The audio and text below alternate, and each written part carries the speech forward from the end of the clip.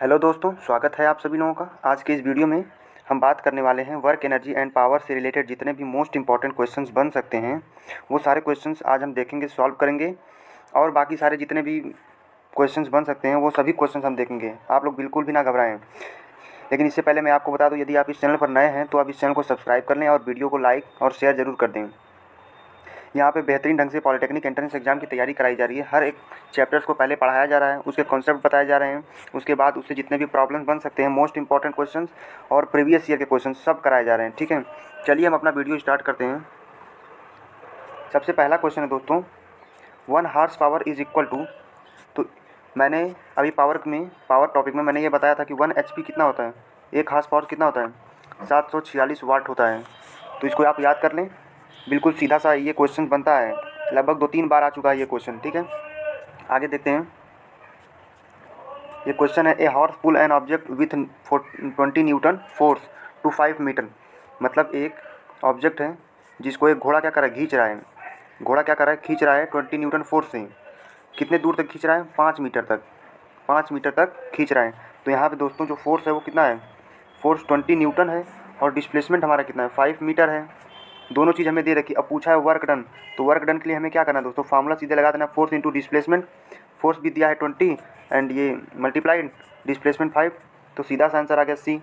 केवल आपको फार्मूला याद करना है, यहाँ पे कुछ भी कॉन्सेप्ट नहीं लगा है। ठीक दोस्तों, आगे देखते हैं। अगला क्वेश्चन है, 1 kgf force is equal to. अब ये kgf फिल्म नहीं है दोस्तों। 1 kgf का मतलब 1 kilogram force. 1 kilogram force, 1 kilogram force होता है वो कितने के बराबर होता है। तो इस मैंने पहले वीडियो में ये बताया है 1 किलोग्राम फोर्स कितना होता है। इसका मतलब जैसे 1 किलोग्राम फोर्स को उठाने में कितना न्यूटन बल लगेगा। तो इसका जो करेक्ट ऑप्शन है वो ऑप्शन ए है, 9.8 न्यूटन। और 980 ये डाइन भी होता है। ठीक है, 1 किलोग्राम फोर्स इतने डाइन के बराबर भी होता है। ठीक दोस्तों, अगला क्वेश्चन हमारा है, find the work when an object of mass 10 kg is uplifted to 10 metre against gravity. यहाँ पे कह रहा है हमें वर्क निकालना है। क्या निकालना है, हमें वर्क निकालना है। और हमको मास दे रखा है 10 kg। मास हमको 10 kg दे रखा है और डिस्टेंस हमको क्या दे रखा है, 10 मीटर दे रखा है। ठीक है, अब वर्क डन निकालना है। तो सबसे पहले वर्क डन का फार्मूला लिखिए आप, वर्क का फोर्स इंटू डिस्प्लेसमेंट। अब यहाँ पे फोर्स तो हमें नहीं दे रखी है, फोर्स हमको यहाँ पे नहीं पता है, लेकिन डिस्प्लेसमेंट पता है। तो फोर्स के लिए हम क्या रख देंगे, फोर्स के लिए दोस्तों क्या होगा, फोर्स का फार्मूला क्या था, mass into acceleration into displacement. तो अब तो हो जाएगा हमारा सॉल्व, क्योंकि मास कितना है 10 kg है, एक्सीलरेशन कितना 9.8 मीटर पर सेकेंड स्क्वायर होता है, एंड डिस्प्लेसमेंट कितना दिया है 10 मीटर है। तो इसका जब मल्टीप्लाई आप करेंगे तो कितना आएगा, 980 जूल आएगा। ठीक है, इसमें आप मल्टीप्लाई करेंगे तो 98 आ जाएगा। फिर इसमें 10 का मल्टीप्लाई करेंगे तो कितना आएगा, 980 जूल। ठीक है, अब ये वर्क क्या होता है, वर्क तो जूल के ही रूप में, वर्क की यूनिट क्या है, जूल है। तो जूल में ही तो मेजर्ड होगा ना, सारे में जूल है।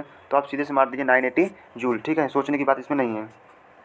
अभी तक एक भी कॉन्सेप्ट का क्वेश्चन नहीं आया था, लेकिन ये जो है थोड़ा सा कॉन्सेप्ट यहाँ पे लगाना है आपको यहाँ पे थोड़ा सा कॉन्सेप्ट लगाना है। मतलब मोमेंटम में और काइनेटिक एनर्जी में रिलेशन दिखाना है आपको। पहले यहाँ पे कहा है कि यदि काइनेटिक एनर्जी जो है ऑब्जेक्ट की इंक्रीज हो 4 टाइम्स, तो उसकी मोमेंटम क्या होगी, उसकी मोमेंटम इंक्रीज होगी तो कितनी टाइम्स इंक्रीज होगी। ठीक है, सबसे पहले काइनेटिक एनर्जी में और मोमेंटम में हम रिलेशन देखते हैं क्या होता है। काइनेटिक एनर्जी मोमेंटम में रिलेशन ये होता है p²/2m, जहाँ पे ये काइनेटिक एनर्जी है और ये p जो है मोमेंटम है। ठीक है, ये रिलेशन होता है। अब यहाँ पे बोला है kinetic energy increases to 4 times. ये जो काइनेटिक एनर्जी है वो 4 टाइम्स इंक्रीज हो रही है, 4 टाइम्स इंक्रीज हो रही है। ठीक है, 4 टाइम जो है वो इंक्रीज हो रही है। तो अब इन दोनों का हम स्क्वायर कर देते हैं। ठीक है, इन दोनों का हम क्या करते हैं, 1/2 कर देते हैं, मतलब रूट कर देते हैं, स्क्वायर रूट। ठीक है, कितना जाएगा, ये 2 हो जाएगा, ये p हो जाएगा अपॉन 2m। अब देखो दोस्तों कितना कितना टाइम्स इंक्रीज हुआ, 2 times. Option C is the correct option. ठीक है, अगला क्वेश्चन है, ये तो यूनिट के ऊपर ही, मैंने अधिकतर क्वेश्चन यूनिट के ऊपर लिया, क्योंकि मैंने पेपर पूरा एनालाइज किया, देखा कि यूनिट के ऊपर जो है क्वेश्चंस इस चैप्टर से ज़्यादा आ रहे हैं। कहीं एनर्जी की यूनिट पूछी जा रही है, कहीं पावर की यूनिट, कहीं वर्क का नहीं पूछा जाएगा, एनर्जी का और पावर की यूनिट आपसे ज़्यादा पूछी जा रही है। ये दो, एक अर्ग हो गई, एक किलोवाट हावर हो गया, एक वाट हावर, इसमें आपको कन्फ्यूजन पैदा कर सकता है। लेकिन आप इस पर एकदम कॉन्सेप्ट अच्छे से बना लीजिए, सारी यूनिट आप याद कर लीजिए अच्छे से, ठीक है। क्वेश्चन देखते हैं क्या कर रहा है। Which of the following is not the unit of energy, इसमें से एनर्जी की यूनिट कौन सी नहीं है। तो जूल एनर्जी की यूनिट है, न्यूटन ये किलोवाट आवर ये भी एनर्जी की यूनिट है। अब हमें देखना न्यूटन मीटर है कि नहीं है, और मेगावाट, मेगावाट नहीं, मेगावाट जो है वो पावर की यूनिट है। मेगावाट जो दोस्तों वो पावर की यूनिट है, इसका मतलब सी ऑप्शन जो है वो करेक्ट है। ये मेगावाट एनर्जी की यूनिट नहीं है। न्यूटन मीटर का एनर्जी की यूनिट है, कैसे है, वर्क डन कितना होता है, फोर्स इंटू डिस्प्लेसमेंट, तो फोर्स कितना होगा न्यूटन, डिस्टेंस का यूनिट कितना मीटर, न्यूटन मीटर। अब ये वर्क क्या है, एक एनर्जी ही तो है, वर्क एनर्जी है, तो ये इसकी यूनिट हो गई न्यूटन मीटर, ठीक है। तो ऑप्शन सी जो है वो करेक्ट ऑप्शन है। अगले क्वेश्चन पे हम देखते हैं। आगे हमारा क्वेश्चन है, two object having same momentum, दो ऑब्जेक्ट हैं जिसका मोमेंटम सेम है। If their masses are m1 and m2, masses जो है इनकी m1 एंड m2 है, और इनकी काइनेटिक एनर्जी जो है वो k1 है और k2 है। तो रेशियो पूछा है काइनेटिक एनर्जी में और मोमेंटम में, ठीक है। सबसे पहले काइनेटिक एनर्जी में, सबसे पहले दोस्तों काइनेटिक एनर्जी में रिलेशन क्या होता है, p²/2m होता है, ठीक, p²/2m होता है, ठीक ना। अब k1 हम निकाल देते हैं, k1 कितना हो जाएगा, p²/2m1, अब k2 कितना हो जाएगा, p²/2m2 हो जाएगा। ये मोमेंटम में p1 p2 नहीं करेंगे क्योंकि ऊपर दिया है आपको having same momentum, having same momentum आपको बताया है, ठीक है। अब इसका रेशियो निकालते हैं k2/k1 का, k2/k1 क्या लिखेंगे हम, p²/2m 2m1 2m2, फिर p²/2m1 हो जाएगा दोस्तों, ठीक है। तो ये p² से p² कैंसिल, यहाँ 2 है तो 2 से कैंसिल हो जाएगा, कितना बचेगा, ये m1 ऊपर चला जाएगा, m1/m2 हो जाएगा। इसका मतलब ऑप्शन जो है ए वह करेक्ट ऑप्शन है, ठीक है। इसका आप रिलेशन याद कर लीजिए, काइनेटिक एनर्जी में और मोमेंटम का रिलेशन आप याद कर लीजिएगा, ये रिलेशन काफ़ी बार पूछा जाता है, ठीक है। अगला क्वेश्चन देखते हैं हम। कुछ प्रॉब्लम मैंने कॉन्सेप्ट बेस्ड लिए हैं और कुछ मैंने न्यूमेरिकल ले लिए हैं, तो आप न्यूमेरिकल पे और यूनिट पे और कॉन्सेप्ट थोड़ा आप पकड़ के रखिए, ठीक है। आपको एंट्रेंस एग्जाम में फ़ायदा आएगा, इससे फ़ायदा मिलेगा आपको। अगला क्वेश्चन है, particle of mass m having momentum p। अब एक पार्टिकल है जिसका मास m है और उसका मोमेंटम जो है वो p है, तो काइनेटिक एनर्जी कितना होगा, काइनेटिक एनर्जी कितना, अभी मैंने बताया आपको काइनेटिक एनर्जी और मोमेंटम में रिलेशन p²/2m। अब इसमें देखो कहाँ पे है, काइनेटिक एनर्जी पूछा है, तो p²/2m देखो ऑप्शन किस में है, यहाँ पे नहीं है, यहाँ पे भी नहीं है, यहाँ पे भी नहीं है, यहाँ पे हाँ दोस्तों यहाँ डी ऑप्शन जो है p²/2m, ये ऑप्शन डी करेक्ट है, ठीक है। ये क्वेश्चंस पूछे गए हैं 2-3 बार कम से कम पूछे गए हैं, जो क्वेश्चंस आए हैं लेकिन बहुत पहले के आए हैं वो क्वेश्चन मैं करा रहा हूँ, ठीक है। तो आप इन सारे क्वेश्चन को, ये सारे क्वेश्चन आप ये रिलेशन यूनिट ये याद कर लीजिएगा, ठीक है। 9वां क्वेश्चन हमारा है कि फ्री फॉल ऑब्जेक्ट, मान लो कोई ऑब्जेक्ट है जो ऊपर से क्या फ्रीली सरफेस पे गिर रहा है, यहाँ पे कोई ऑब्जेक्ट था वो फ्रीली सरफेस की तरफ आ रहा है, मतलब फ्री फॉल ऑब्जेक्ट गिर रहा है, ठीक है। तो इसमें आप बताइए कि उसकी काइनेटिक एनर्जी क्या होगी, डिक्रीज होगी या पोटेंशियल एनर्जी। काइनेटिक एनर्जी और पोटेंशियल एनर्जी के साथ क्या होगा आपको बताना है। ऑप्शन ए कह रहा है kinetic energy potential energy both decrease होंगी, काइनेटिक एनर्जी इंक्रीज होगी, पोटेंशियल एनर्जी डिक्रीज होगी, और तीसरे में कहा है काइनेटिक एनर्जी डिक्रीज होगी, पोटेंशियल एनर्जी इंक्रीज होगी, बोथ दोनों इंक्रीज होंगी।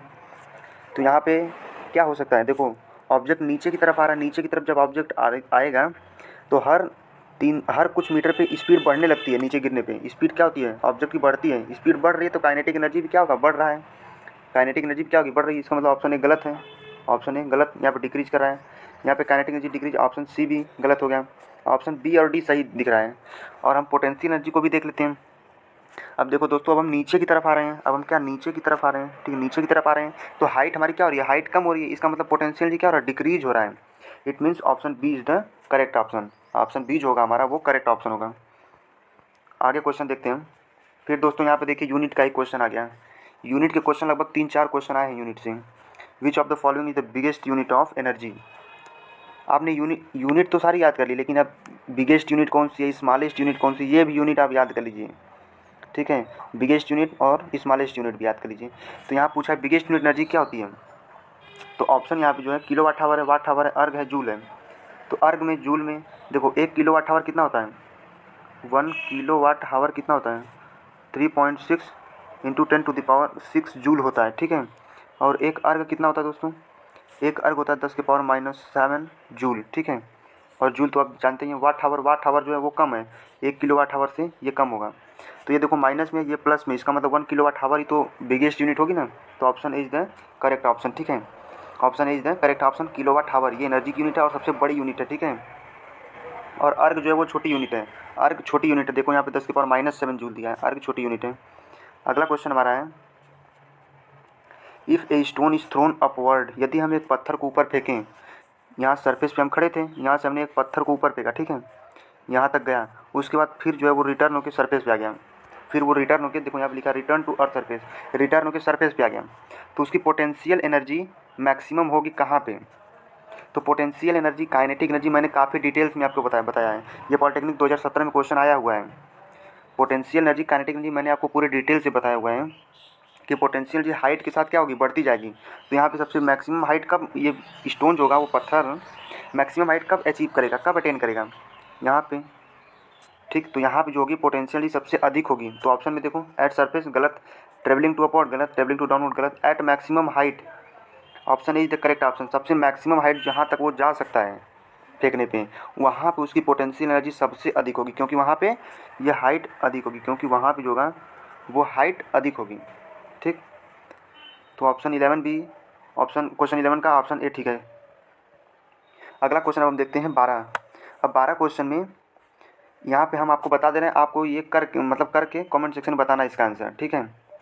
यहाँ पे क्वेश्चन हम आपको समझा दे रहे हैं क्या कर रहे हैं। एक इंजन है जिसकी पावर कितना, पावर जिसका दिया हुआ है, पावर, ये एक इंजन है जिसका पावर 30 किलोवाट है, पावर 30 किलोवाट है, पावर जो है 30 किलोवाट दिया है।